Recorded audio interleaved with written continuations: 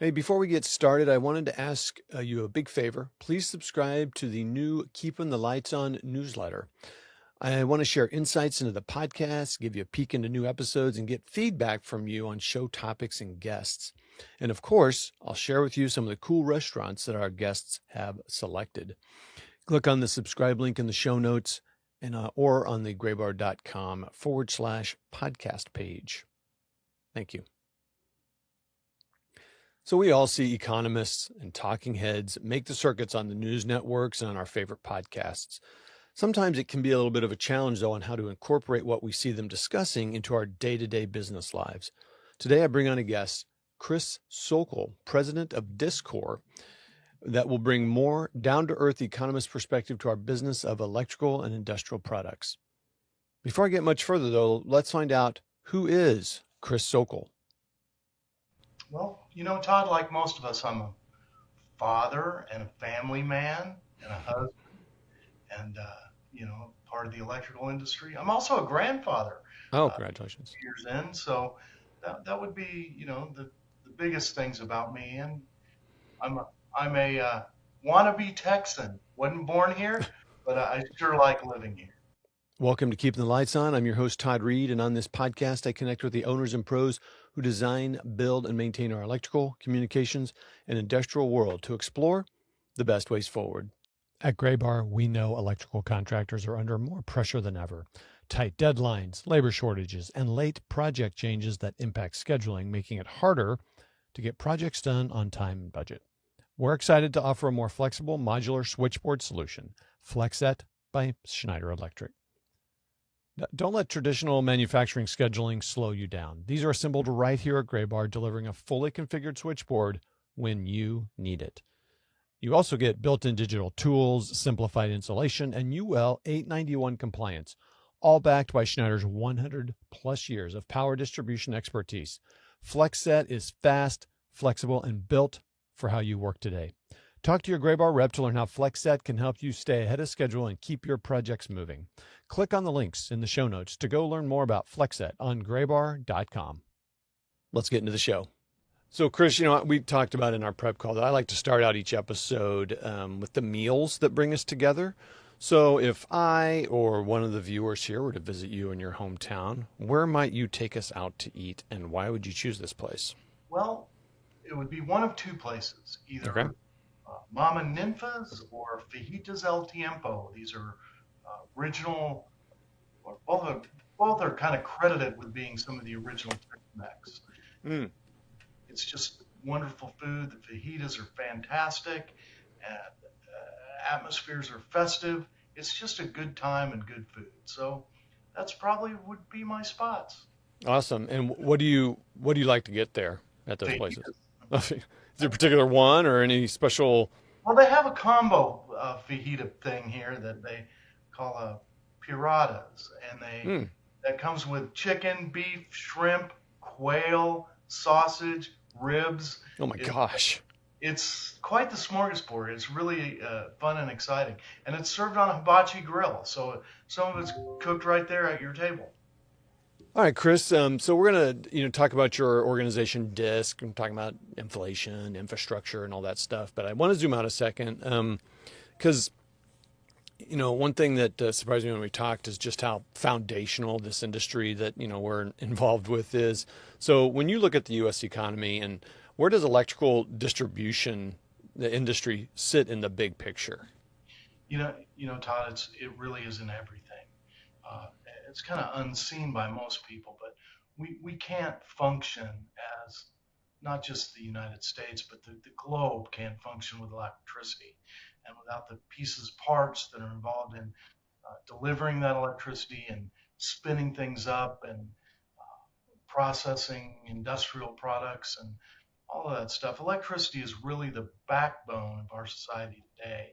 We can't move water, we can't cool our air, we can't really do anything without electricity. So when we say living off grid, if you talk about living off the electrical grid, that's quite a difficult life in what we've become accustomed to. So. Yeah. Yeah. I mean, yeah, you certainly notice that we've had a couple of power outages here lately just because of storms and things. And if it goes longer than a few minutes, you start to get a little itchy, about Yeah. what's going on. Especially when your wife brings home a whole load of meat from her parents' farm, and I'm putting it in the freezer going, please, please stay on power, Yeah. because that is quite a load there. Um, okay, so, can't do anything without electricity. And um, so how does this influence the way that you approach your work and analysis about just this basic need for electricity? Well, the first thing that we have to understand is that electrical is the engine behind everything that we do. And we also need to understand that the demand for electricity is structural in terms of plants and data centers and all of these things, even our homes, uh, Mm-hmm. create a demand for electricity. And I really feel that DISC helps us all to understand where the opportunities lie and how big the opportunity is for electrical distribution and the electrical distribution community in its entirety. So, When you said demand is structural, what do you mean by that? so demand for electricity and electrical products is based on what we build and do, the structures for everything around us, not just buildings, but it's really dependent on the things we need to operate our lives and our society. So it's more of a structural demand creation than just some pie in the sky out of the blue. Uh, Mm, let's have electricity type yeah, thing. not trend based or something like that. Yeah. Um, so how does long-term thinking impact this? Like, what do how's that different than maybe other things that other people are looking at? Mostly it has to do with planning, Todd. Mm, Start to think about, okay, today I'm selling XYZ, and what will that look like down the road? And if you look back, I don't know, 10 or 15, even 20 years ago, we start to think about cotton wrapped wire. mm, Now we use polymers, and we have to kind of consider the changes that may happen in the electrical industry. Data centers is a good one to think about. That mm-hmm. change not only the way we sell electrical supplies, but the way that electricity is consumed. So, long-term view is really important to consider and to look at, and that's kind of what drives how I think. Yeah. All right. Well, so I mentioned earlier that we're going to talk about disc, and people may be like, "What are you talking about? Disc golf? What are you talking about?" That's what I would Yeah. talk about. So for someone hearing about disc or seeing it in the title, like, what is this person talking about? So let's spend a little bit of time on disc. What is it? What do you do, and who are you doing it for? Okay. Well, DISC, the word DISC stands for Distributor Information Services Corp. And what our primary goal is to serve electrical distributors, full line electrical distributors, the manufacturers that sell products through distribution, and the agents that support the bridge between the two. Our focus is on total market size, national, state, county, so you can calculate market share, and look at trends. And we forecast out. Currently, our forecast is out to 2030, so you can kind of consider, all right, this is what the construction segment is doing. This is what the industrial segment is doing. This is what the utility segment is doing, and where it's going to be in the future as well as today. Helps everybody kind of understand maybe their market mix, their marketing mix, their sales person mix, and really also as a benchmark for performance. So that's what we do. Okay.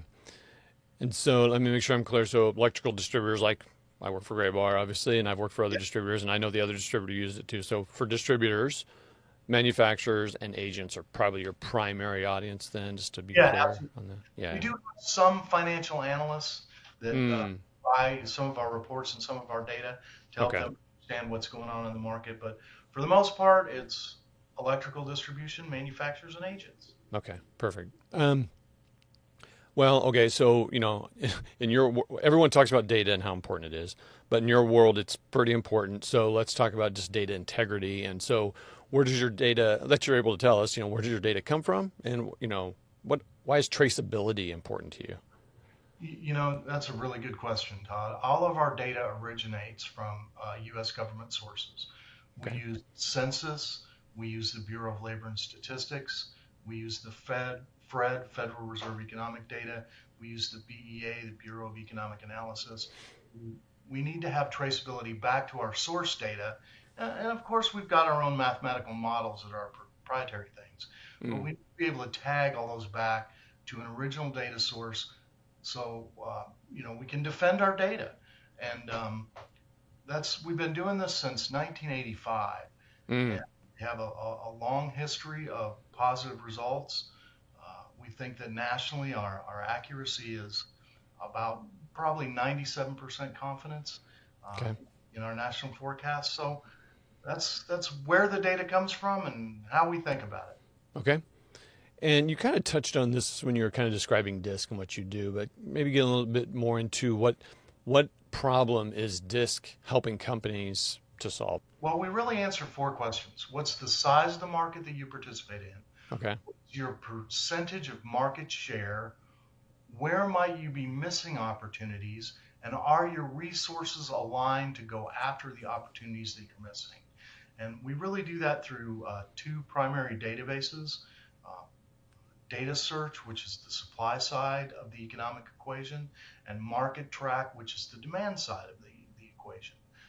That's how we go about answering those four questions. So when people hear the term PPI, and there's also CPI, right? That I think probably more people are probably used to, and maybe compare the two. What's usually missing from the conversation when people hear PPI and they're thinking about inflation? Understanding which PPI they're referencing is probably the biggest one. Okay.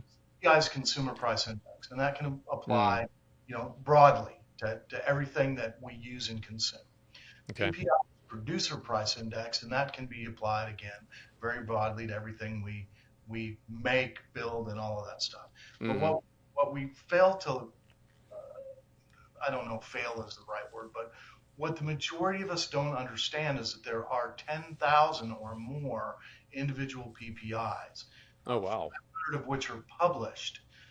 So when we look at Producer Price Index, there's one for automobiles, there's one for airplanes, there's one for wire and cable, there's one for lighting.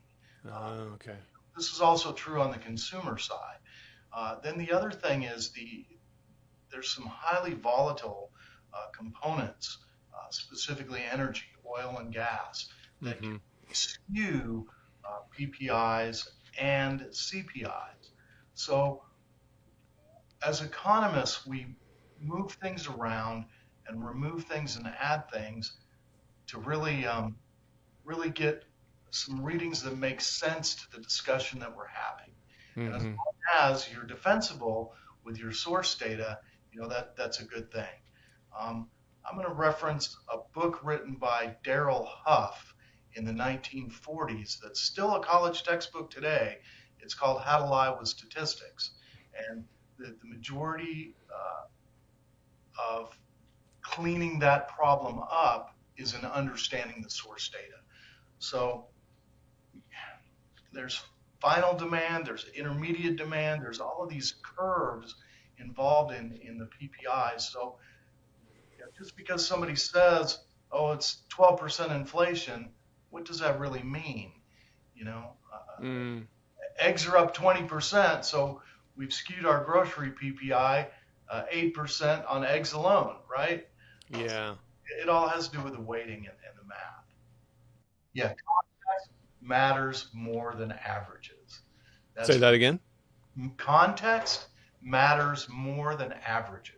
How does one find out the context? So when I see a number, what's the next? What are questions I should be asking? Or what's the origin of the data behind the number? Mm-hmm. How many components are making up this number, and what could be removed that would make more sense to what I'm trying to accomplish? Mm. Those are the types of questions that we should ask.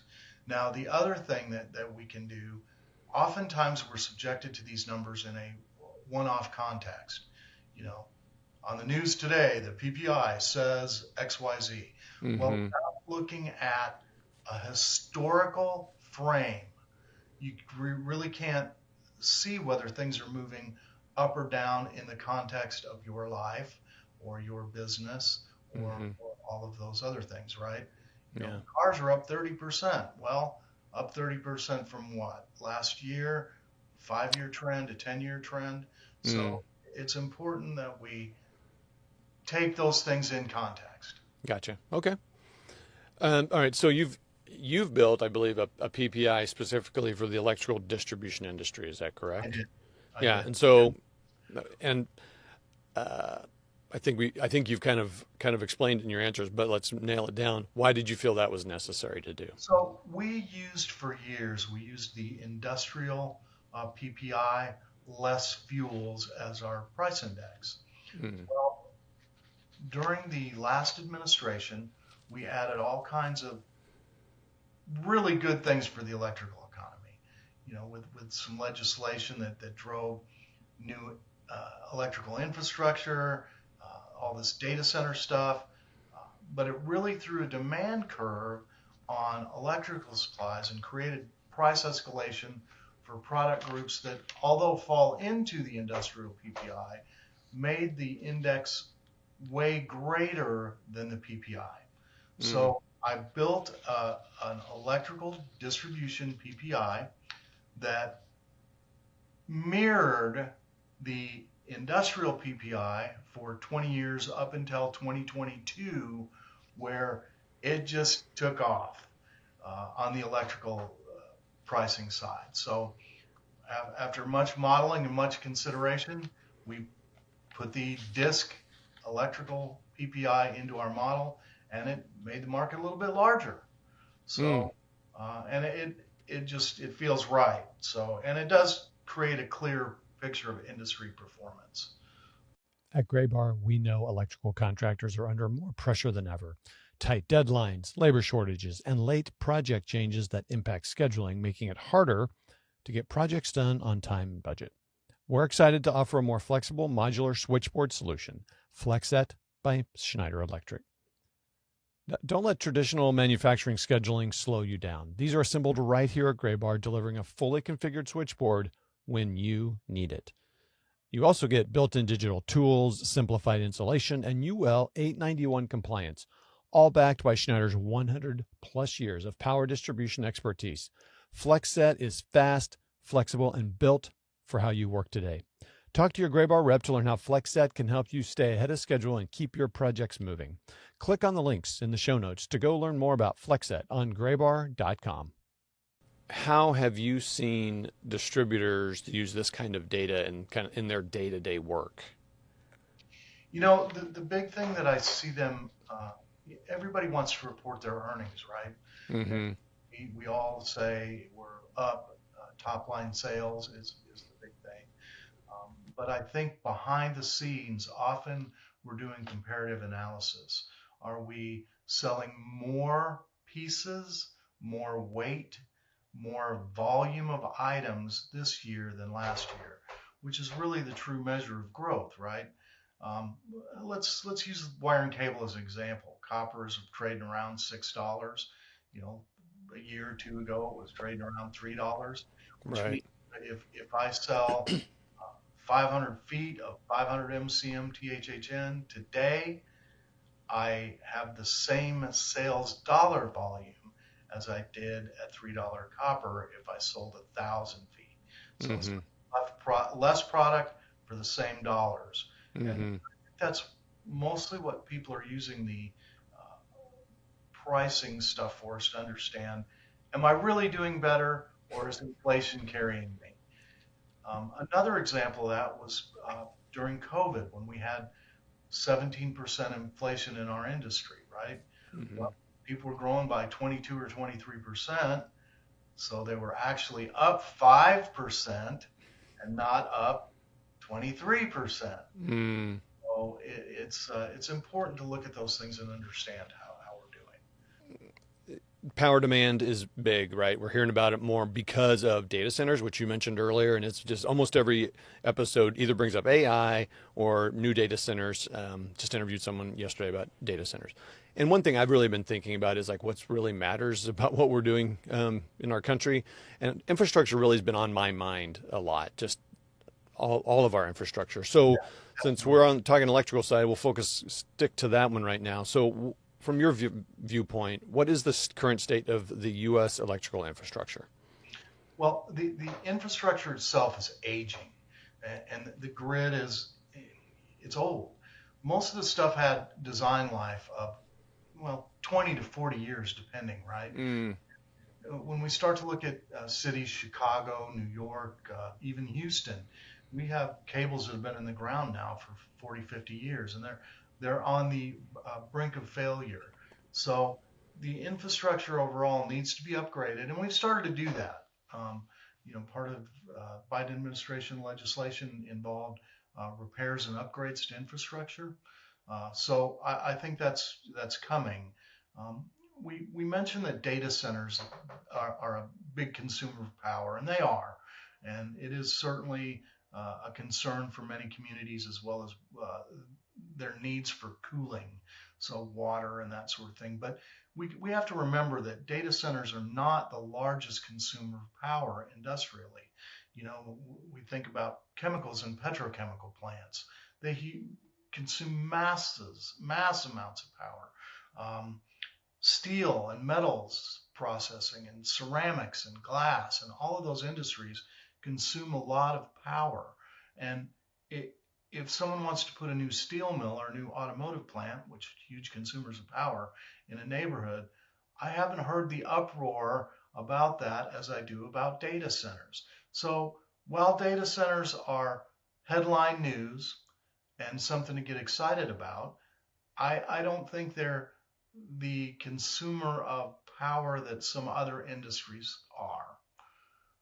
I think data centers are probably sixth or seventh on the list of power consumption. Mm. It will move up the scale as we build more of these things, but Right. today not so much. Um, so yeah, I guess the question is do we see movement? I see you mentioned, prior administration had, some bills in place to fix some infrastructure. Do you see that not just electrical, but, you don't focus on this, but there's water and there's communication infrastructure. Because like what happens in our area a lot is the main lines are busting in the winter or, a lot. And it's like, it's really telling, like there's a problem here. Like and we need to not fix them just when they happen. But it's not very sexy and fun to say we're going to invest in our pipes and our electrical wires, right? So, do you see more of a movement to that, or have you? What do you think that's going to go in the next few years? Well, that's interesting, and not that I'm an expert on hydro electric or hydro, Sure. stuff, but technology will improve the infrastructure that's in place now. Here in Houston, they reline the existing water pipes with plastic. It's like shooting a plastic bag inside of a pipe to create a new pipe. Oh. And I'm sure there will be some technologies, if there aren't already, that allow us to improve existing infrastructure without having to replace as much as we think. Copper is not going to, in itself, is not going to go bad. The insulation, the jacket, the stuff that surrounds it certainly will degrade over time. But our ability as humans to engineer and re-engineer solutions to these problems, it's kind of fun to watch. Yeah. Kind of see. Clean energy feels different than it did a few years ago. It kind of seems to kind of come and go in kind of waves. We mentioned trends. That seems to be a trend thing in the electrical world. We've seen it come and go. So from what you're seeing, what's maybe the current state of clean energy, and kind of what do you think is going to happen in the next couple of years with that? I think that clean energy is neat. I'm going to start by saying that. Okay. I'm going to say that clean energy is also, a lot of that is legislated and not necessarily, proof in the pudding. We're a very petroleum dependent economy. Natural gas and gas provides the majority of our electricity. But solar is up and coming. It's a really neat thing. I think wind energy is uh, not as viable as we thought initially, and I think that that's waning to a large extent. Um, there's hydroelectric development that is, you know, tapped out might be the right word. Well, we do Mm, some hydro projects that, TVA built their entire grid on hydropower, and some nuclear now. But so it's just interesting to think where that will be. I think that clean energy is going to support our petroleum-based solution. I don't think it's ever going to replace yeah. All right. So you brought up nuclear there just a second ago. And again, whenever I talk about data centers, people talk about these little miniature, like they're this big, little miniature nuclear plants or small nuclear plants, maybe using old stuff from submarines or, whatever. it. Yeah, So I'm curious what you're seeing and hearing and your viewpoint on nuclear kind of re-entering the conversation. it certainly is an interesting thought, right? To have data centers powered by a small nuclear reactor outside of the building itself. Uh, Companies like General Electric and Westinghouse, and I think there's a few Japanese manufacturers that can actually produce these little nuke plants. I think it's not necessarily a bad thing. Electrical distributors don't really participate in the nuclear power generation itself. Hmm. The regulatory requirements and traceability required of all of the pieces of parts you sell. I Hmm. don't want to have to keep 40-year records on electrical tape that I sold that, inside a nuclear facility. So, we'll just have to see what happens. I think it's more of a wait and see. It is exciting to think about, though. Yeah. It'll be interesting to see if we kind of gain some traction on that. And that's interesting about kind of your traditional electrical distributors not playing in that. So there are very specialized distributors that are working. I mean, first of all, it's not like they're going up daily. So Yeah. that's another thing. When we talked about clean energy, one of the things that comes up there, and even just with power outages, is batteries, right? And the importance of those in the infrastructure. So I don't know. What do you see is kind of the role of batteries and is what's holding battery storage back, and where do you think that's going? Well, the big thing that's holding it back is rare earth minerals. Mm-hmm. That's the supply chain constraints are really limited to China right now. They have the majority of the availability for rare earth minerals. For the U.S. to put in new mines, regulatory and legal and all that compliance, it's from thought to action is 20 years by the time Mm. you get anything in play. Um, so the the technology itself is improving faster than our ability to source the materials to make it so, right? Uh, Mm-hmm. I hear people, friends of mine, that have bought an electric car that had to replace the battery, and that was Oof. brutal. So uh, I've seen some like garage battery storage and that sort of thing that is certainly a wonderful thing if you can afford it and put it in. So um, battery plants are growing, they're building, but again, it's getting the materials to put in them that makes a difference. Now, technology could change. Again, Sure. engineering, somebody could come up with something better. Salt and potato Yeah. batteries in your garage. So Nice. When you're thinking 2 to 3 years out, what are you watching most closely? continued electrification and the diversification of the data center markets. I'm going to go back to data centers real quick, especially for our industry. When we build a data center, about 45% of the cost of a data center is in electrical supplies. That's not what distributors participate in because a lot of that stuff is sold direct by manufacturers, but they participate in about 30% of the 45%. So it's a huge market. And as robotics and automation grow, that's something else I'm watching because it will be important from a cost production standpoint as we try to drive the costs out of production to improve robotics and automation and all that stuff, which is another big thing our industry participates in. Mix of energy and the evolution of that, solar supporting daytime energy consumption and battery energy at night. So there's so many things that we can think about looking forward. It's interesting to just sit back and pontificate on it. Yeah. All right. So if you were to, like I said, we have distributors listen, manufacturers, contractors, again, are primary people listening to this. How should they be thinking differently about economics? And it's a really, really good question. I think it's important that we at least have the conversation and ask the question. Economics and forecasting is much like the weather. If you don't like what AccuWeather says, look at Weather Underground. If you don't like what Weather Underground says, open the back door and look outside. It's important, look outside, I should say.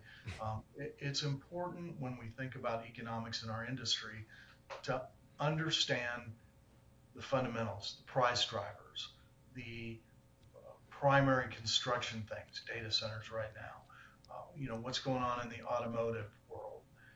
We can look at, and I have this data, we can look at those industries by NAICS code, North American Industry Classification System, that drive our industry, and we can see the changes happening in real time and then forecast them forward by industry. What's happening in the automotive industry. Is this going to be a big thing in 3 years? Is data centers starting to wane? Is pulp and paper coming back? Those are the things that we need to understand from an economic standpoint in where we've been and where we could potentially be going. hey, Chris, I like to close out our conversations by refocusing on the why of what we do. So what motivates you to do this day in and day out, and what keeps you excited and passionate about what you do? That our industry is, as I mentioned earlier, everything runs on electricity. So our industry is, it's just a very exciting time to be doing what we're doing.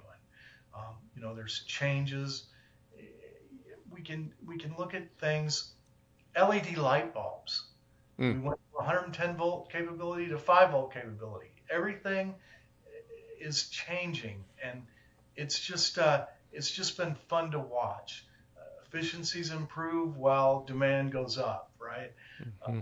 So I think that the thing that motivates me the most is watching the changes in the industry and being able to help my clients and the industry in general navigate those waters.